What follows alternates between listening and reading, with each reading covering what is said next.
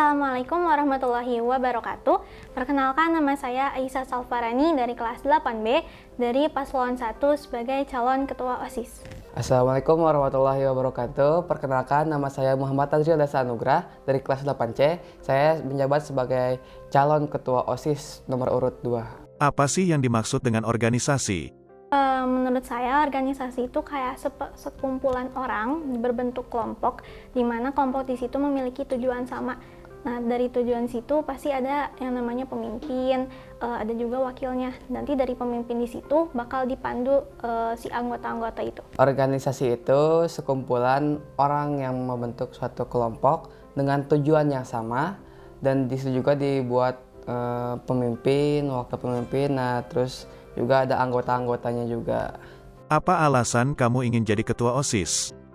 Alasan saya karena saya ingin mengajak siswa-siswi SMP As-Salam itu untuk ke jalan yang lebih benar, lebih baik. Terus juga ingin mendorong siswa-siswi SMP As-Salam juga dalam hal bidang akademik maupun non-akademik untuk berprestasi. Kalau sejujurnya menurut saya alasan pengen jadi ketua OSIS ini dari keinginan sendiri terlebih dahulu. Karena yang pertama sudah ikut OSIS pada periode sebelumnya, jadi sekarang pengen mencoba nih gimana kita memimpin seseorang, rasanya kayak gimana. Kalau menang oke, kalaupun kalah juga nggak apa-apa karena kita masih tetap satu tim. Seberapa penting jabatan ini buat kalian? Penting ya. Yang pertama penting itu mungkin dari kemauan kita yang pengen jadi ketua OSIS, terus juga dari tekad dari diri kita yang pengen jadi ketua OSIS. Terus kalau nggak penting, bukan dibilang nggak penting ya, jadi kayak maupun aku yang jadi ketua OSIS ataupun dari Nazril yang jadi ketua OSIS itu nggak apa-apa karena kita punya kelebihan sama kekurangannya masing-masing, jadi masih penting lah. Penting. Karena apa? Karena di sini kita itu menjabat sebagai ketua OSIS itu sangat penting karena kita itu punya tanggung jawab yang besar terhadap siswa-siswi SMP As-Salam atau sekolah, karena ada yang bilang dengan kekuatan yang besar akan juga ada tanggung jawab yang besar juga. Mungkin itu penting, sangat penting. Mengapa siswa SMP As-Salam perlu memilih kamu jadi ketua OSIS? Karena pertama saya juga sudah punya pengalaman dalam memimpin juga sebagai ketua kelas dari SD juga pernah. Terus saya juga punya tanggung jawab juga sebagai anak di keluarga. Kalau dari kelas 8-9 kan udah ngeliat aku nih dari Astro kemarin, Astro 14. Nah, bisa aja karena melihat aku udah mulai berkegiatan dari OSIS, di sini orang lain akan yaudah mungkin pilih aja nih si paslon 1 karena ada dari situ anggotanya yang udah pernah ikut OSIS jadi berpengalaman. Kayak gitu. Apa yang menjadikan kamu layak menjadi ketua OSIS? Layak nggak layak? Kalau layak bisa dilihat dari karena aku udah pernah ikut OSIS sebelumnya, jadi aku bisa ngeliat gambaran OSIS kayak ini gimana, programnya ini kayak gimana, terus juga rancangan kegiatannya seperti apa, cara membuat proposal bagaimana, dilihatnya dari situ. Kalau layak, saya layak karena saya juga punya tanggung jawab juga terhadap kelas saya juga karena saya sebagai KM, mungkin di situ juga saya layak karena saya bagus dalam memimpin kelas. Apa visi dan misi kamu? Visi misi saya itu pertama mewujudkan OSIS SMP As-Salam yang dapat mewadahi siswa-siswinya dalam bidang hal akademik maupun non-akademik. Terus juga mengajak siswa-siswi SMP As-Salam untuk mendekatkan diri kepada Tuhan Yang Maha Esa dengan berlandaskan As-Salam Berkah, dan juga menerapkan sistem 5S, dan juga mengajak siswa-siswi SMP As-Salam untuk bertanggung jawab apa yang telah diperbuat. Terus kalau misinya itu pertama mengadakan lomba-lomba seperti Vestra atau pentas seni mungkin ya. Pentas seni, terus juga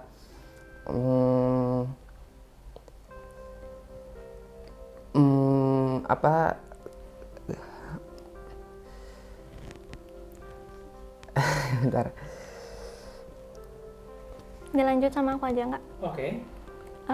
Sebagai untuk visi misi dari kami sebagai paslon 1, visinya adalah menjadikan siswa-siswi SMP As-Salam yang memiliki banyak potensi itu baik dari bidang akademik maupun non-akademik, serta menjadikan siswa-siswi SMP As-Salam menjadi generasi yang berkah. Nah, maksudnya menjadi generasi yang berkah ini adalah karena kita tuh pengen siswa-siswi SMP As-Salam tuh menjadi generasi yang berkah dari yang berakhlak mulia, elok bersikap, religius bertindak, sampai ke hak. Jadi kita tuh pengen siswa-siswi SMP As-Salam mencakupi dari si 6 berkah itu. Sama kalau untuk misinya, yaitu yang pertama adalah menertibkan peraturan yang tidak berjalan maksimal di SMP As-Salam, bisa dari peraturan razia seragam ataupun penggunaan HP saat mata pelajaran, terus juga melaksanakan beberapa program kerja yang belum terlaksanakan secara keseluruhan di periode OSIS sebelumnya.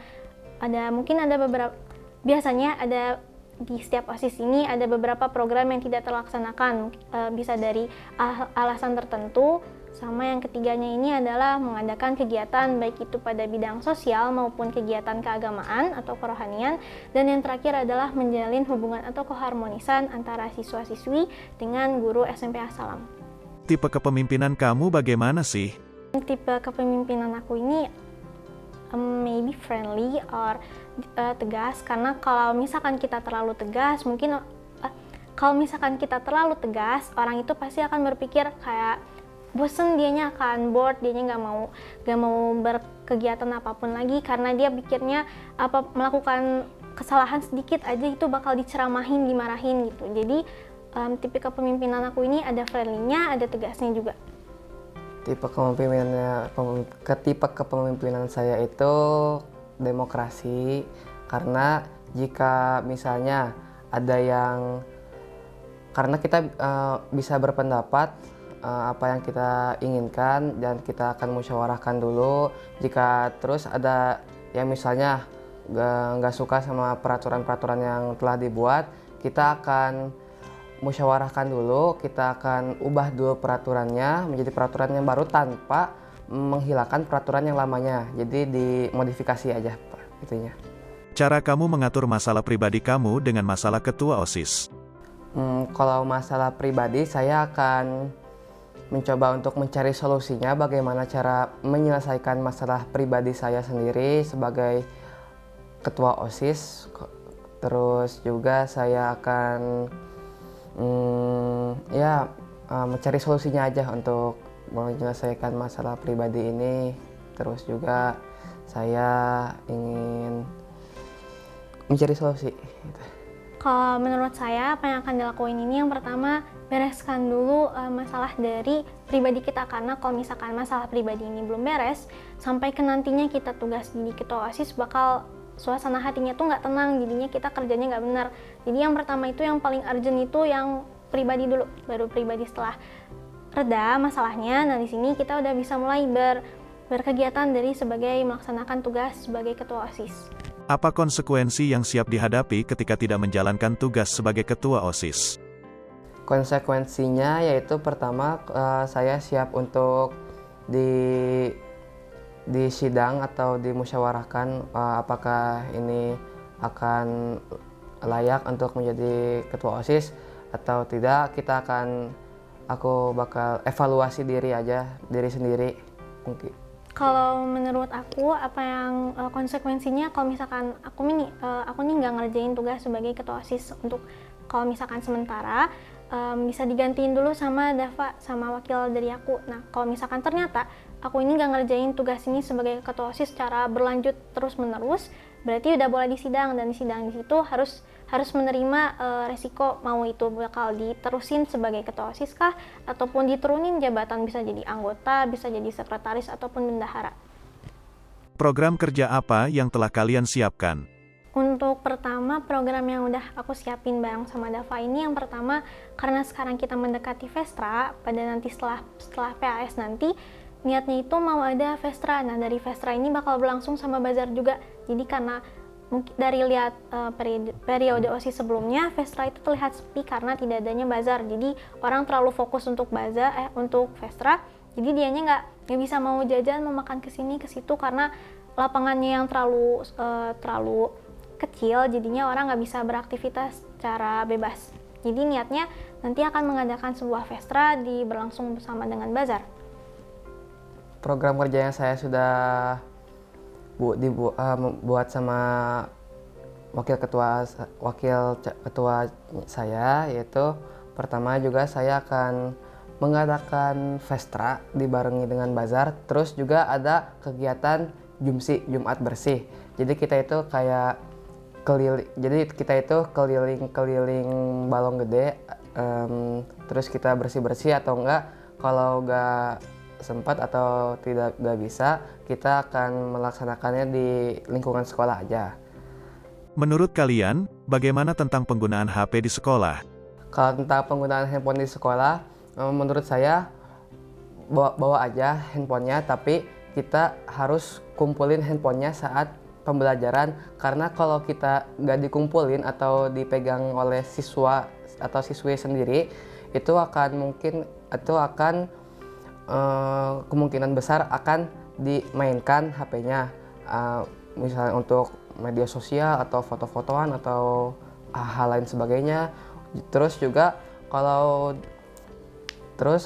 pokoknya harus dikumpulin. Terus juga kalau nggak bawa HP atau kalau nggak boleh bawa HP oleh sekolah, siswa SMP Assalam kalau naik Gojek atau yang pulang naik Gojek atau Grab atau lain sebagainya akan kesulitan. Terus juga kalau misalnya minjam ke HP guru atau HP yang telah disediakan, itu pasti akan mengantri atau apalah. Jadi aku dulu atau aku udah mau pulang atau disuruh pulang gitu. Kalau menurut aku sendiri, penggunaan HP ini yang pertama kita buat persetujuan dulu antara siswa dengan guru. Jadi kalau misalkan ada pendapat ini atau itu, jadi kita terima. Kalau misalkan ternyata dari pendapat tersebut setuju nih, ternyata kalau HP ini mending kita batasin aja. Jadi kalau HP ini kita bawa kalau misalkan HP ini dibawa, berarti kita perbolehkan bawa asalkan HP itu dimasukkan ke dalam lemari dalam kondisi terkunci, dan kunci tersebut dipegang oleh guru ataupun ketua murid. Kalau ternyata guru menetapkan tidak boleh membawa HP, berarti nanti di sekolah akan disediakan mungkin 5 ataupun lebih dari 5 HP. Di situ nanti orang-orang yang mau minta jemput bisa nelfon ke situ. Kalau ternyata masih penuh nih dari 5 HP di situ yang disediakan dari sekolah, karena di sekitar lingkungan sekolah ini ada satpam, kita bisa menyediakan minta nomor ke satpam untuk minta dijemput. Apa yang akan kalian lakukan untuk membantu promosi sekolah? Saya akan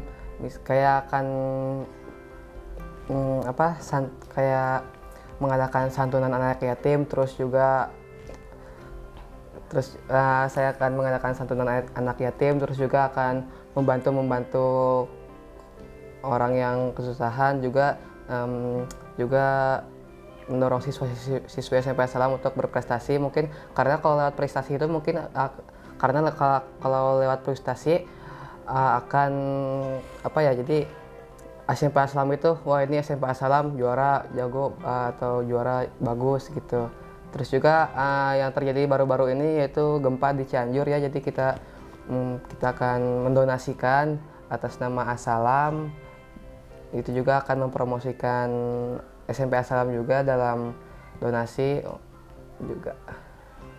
Kalau menurut aku di sini, cara kita mempromosikan nama OSIS SMP Assalam ataupun nama sekolah SMP Assalam Bandung ini, yang pertama dari media sosial terlebih dahulu, kayak yang kemarin kita lakuin dari TikTok SMP Assalam sama TikTok OSIS SMP Assalam. Nah, selain kita langsung mengadakan media sosial di sini, kita juga ngadain kegiatan. Jadi kayak kegiatan, misalkan karena kegiatan perlombaan ini nanti kita yang menjadi si panitia tersebut. Jadi nama-nama siswa SMP, nama-nama sekolah SMP Assalam Bandung, OSIS SMP Assalam Bandung akan terlibat. Jadi orang lain akan mengenal, wah ternyata yang mengadakan lomba sebesar ini dari OSIS SMP Assalam nih. Berarti orang tersebut akan kenal kalau misalkan kita ini dari OSIS SMP Assalam Bandung. Terbantu juga dari media sosial, terus juga dari kegiatan yang udah kita laksanain, terus kita undang mereka. Seberapa pentingnya program kerja yang kalian akan adakan nanti, sama apa yang akan terjadi nih kalau misalkan sebuah program tersebut tidak terlaksanakan, apakah akan dibuat yang baru atau tidak, sama seberapa yakinkah kalian akan memimpin menjadi ketua OSIS dan wakil ketua OSIS sebagai periode OSIS untuk kedepannya nanti. Kalau untuk program kerja jika tidak terlaksanakan, mungkin kalau tidak terlaksanakan, jadi kita akan ditampung dulu program kerja ini apakah kita bisa melaksanakannya di lain waktu atau tidak. Jika kalau tidak, kita akan tidak dilaksanain aja, kita akan membuat yang baru. Tapi jika memungkinkan untuk menjalankan program kerja tersebut, kita akan jalankan program kerja tersebut di lain waktu. Terus kalau misalkan jabatan kalian udah dinyatakan sebagai ketua OSIS nih sama wakil ketua OSIS, program apa yang bener-bener kayak pengen kalian tuh keluarin buat diadain? Karena mungkin bisa dilihat dari karena kalian udah kelas 8, dari kelas 7 pengen ngadain program ini nih buat OSIS kedepannya. Terus kamu mau ngadain apa program? Kayaknya program 5S. Salam, sapa, senyum, sopan santun. Karena kebanyakan di siswa-siswa SMP Assalam ini di sini kalau salam atau salim ke guru itu biasanya kayaknya ke sini atau ke jidat itu kita harus menghormati, kayak jadi kita minimal kita kalau salim kita ke sini. Terus kalau sopan santun misalnya kalau bertemu guru yang lewat, mungkin kita kalau bertemu guru yang lewat kita harus salim atau salam, terus juga harus menundukkan sedikit tubuh kita untuk melihat rasa hormat kita terhadap guru. Lebih ke peraturan attitude ya? Iya, attitude. Anggapannya gimana? Kalau tanggapan aku sih udah bagus ya, karena emang dari sekarang karena udah lama banget kita keluar karena kemarin sudah ada pandemi corona, jadinya kita tuh pas kalinya udah keluar tuh rasanya kayak asing banget ngelakuin hal yang ternyata emang itu kita udah pernah ngelakuin hal itu sebelumnya, jadinya rasanya baru. Ada beberapa siswa yang memang ketika ketemu guru ini bukannya salam, mungkin ada siswa yang beranggapan kayak aku kan gak kenal sama guru ini jadi ngapain salam sih, pasti ada yang kayak gitu. Introvert ya? Di introvert. Lebih ke ansos introvert. Nah, kalau ada anggota OSIS kalau yang punya kesalahannya besar mau diapain? Kesalahan besar yang pasti yang pertama ini kita kasih dulu, yang pertama kayak kasih kesempatan dulu dari sekali dulu, jadi diperingatin dulu, kamu jangan ngelakuin hal ini ya. Kalau misalkan ternyata dia masih tidak mau mendengar atau masih keras kepala, mau gak mau kita sidang. Jadi sidang ini bersifat rahasia, jadi mungkin bisa aja pas lagi dia lagi main, lagi jajan, tiba-tiba kita panggil dia untuk masuk sidang. Dan sidang situ kalau misalkan yang benar-benar besar banget mengakibatkan kayak kasus kemarin yang besar-besaran di sekolah, itu bisa aja kita keluarkan dari OSIS. Kalau masih bisa ditoleransi dikit, kita turunin lagi turunin lagi jabatannya, yang misalkan dari asalnya ketua sekbid, kita turunin jadi anggota sekbid biasa. Terus kalau misalnya ada atau anggota OSIS nih yang punya keperluan pribadi, jadi dia tuh nggak kerja gitu di OSISnya, terus dia males kerja gini, terus punya misalnya dia ikutan les jadi nggak hadir dalam suatu sidang atau suatu urusan gitu, bagaimana? Yang pertama apa yang terjadi kalau misalkan siswa ini nggak ikut OSIS karena dari masalah pribadinya atau nggak urusan pribadinya, terus juga bisa dari kegiatan pembelajaran yang terlalu mepet. Yang pertama cerita dulu ke guru BK, karena kalau misalkan cerita ke kita kan bukan orang tuanya, bukannya lebih tua dari dia. Kalau misalkan ngasih pendapat tuh layaknya kurang tepat, jadi lebih mending cerita ke guru BK. Nah setelah guru BK itu akan memberi saran ke siswa tersebut. Nah kalau misalkan ternyata siswa harusnya begini nih, ya udah berarti siswa tersebut akan konsultasi ke kita, langsung ceritain aja dulu masalahnya sama saran dari guru BK.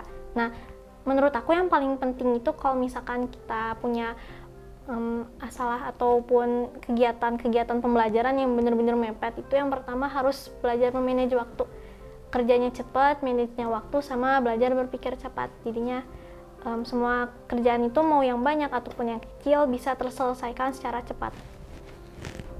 Terus kalau misalkan kamu ngadain kayak misalkan jadi ketua OSIS nih, terus kalau dari ketua OSIS tersebut ada orang yang ternyata nggak suka kamu jadi ketua OSIS gitu, terus nyindir-nyindir kamu atau ya kayak gitu, gimana? Kamu bakal ngelakuin apa sama gimana perasaannya kamu? Kalau perasaan saya ya mungkin sedih ya, karena kita juga kan harus sportif gitu ya. Kita juga harus sportif apa. Jadi kalau biar kayak kita itu harus sportif, jadi agar tidak ada yang menghina-hina atau menjelek-jelekan, nggak suka sama ketua OSIS ini karena si ini gini-gini, ya kita akan bicara dengan orangnya, apa masalahnya kita akan selesaikan dulu, itu mungkin. Terus kalau misalkan pas kamu nanti jadi ketua OSIS di OSIS sekarang, nah nanti kan kamu bakal memimpin beberapa orang tuh, memimpin yang dari Sekbid 1 sampai Sekbid 5. Nah, dari Sekbid 1 sampai 5 nih ternyata dilihat-lihat yang pengen masuk Sekbid 1 tuh dikit banget. Caranya kamu mengundang OSIS-OSIS sekarang tuh biar pada pengen masuk ke Sekbid 1 keagamaan. Kayak gimana nih?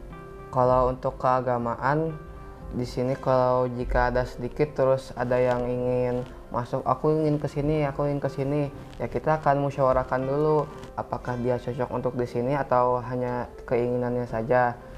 Terus kalau udah kepenuhan nih, misalnya di Sekbid 5 tapi dia kekeh pengen ke Sekbid 5, ya kita musyawarahin dulu apakah kita evaluasi dia dulu. Kalau dia layak berarti kita akan musyawarahin dulu apakah dia harus masuk Sekbid 5 atau enggak. Terus kalau enggak layak, ya dia akan dipindahkan ke Sekbid 1 misalnya atau kedua kalau masih ada yang kosong. Satu kata, satu tekad, satu tujuan. Pilih satu. Pilihlah paslon 2 karena kalimat syahadat itu ada 2.